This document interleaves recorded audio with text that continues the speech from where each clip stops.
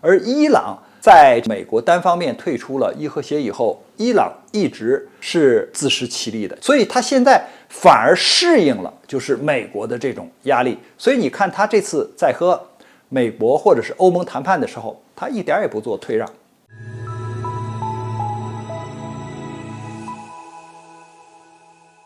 网友朋友大家好，我们最近看到伊朗和北约还有欧盟还有其他一些国家都在商谈，就是美国如何重返伊核协议，然后呢，伊朗再继续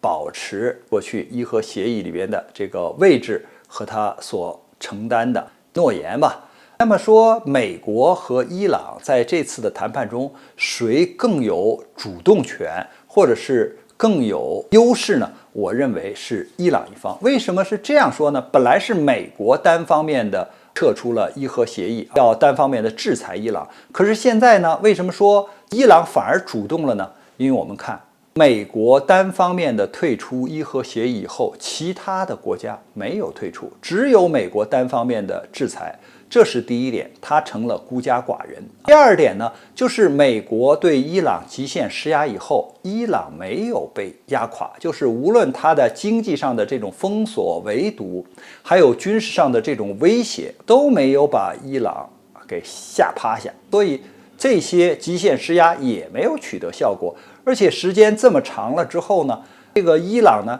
现在仍然是在正常的运作。也就是说，他本来希望伊朗会出现内乱，那么伊朗呢，这个政权交替以后也没有发生这种内乱，所以美国他现在不占主动。而伊朗在美国单方面退出了伊核协议以后，伊朗一直是自食其力的，所以他现在反而适应了就是美国的这种压力。所以你看他这次在和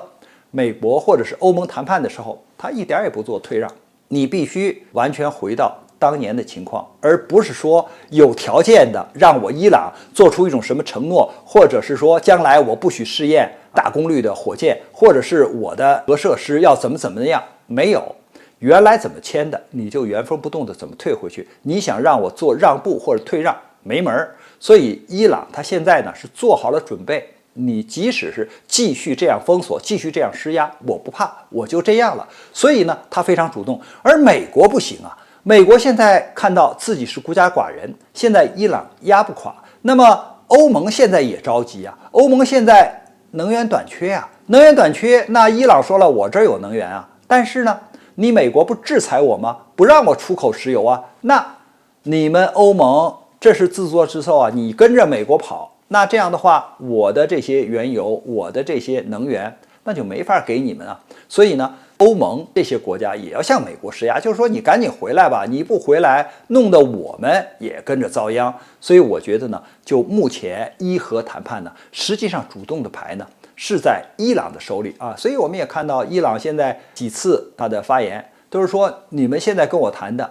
没有诚意，你现在想让我就是做出让步妥协，不可能的，我现在就是这样。所以我们看到伊朗的领导人他现在很强硬，我还能这样继续维持下去，那我们就看看你们这个美国还有欧盟，你们能不能顶得住？你们能顶得住，那咱们就这样僵持下去。所以我们看到现在俄罗斯还有很多的国家也都在继续的做工作啊，希望美方呢能够无条件的撤回去，伊朗它可以恢复正常的国计民生，还可以正常的生活，同时呢，也可以有效的管控它的核设施和核装置。所以呢，我们从地区的稳定、世界的和平这个角度讲呢，还是应该督促美方回复到伊核协议里边来，不应该单方面的对伊朗施加制裁和威胁。关于这个话题呢，我们今天就聊到这儿，感谢大家关注本栏目，我们下期节目再见。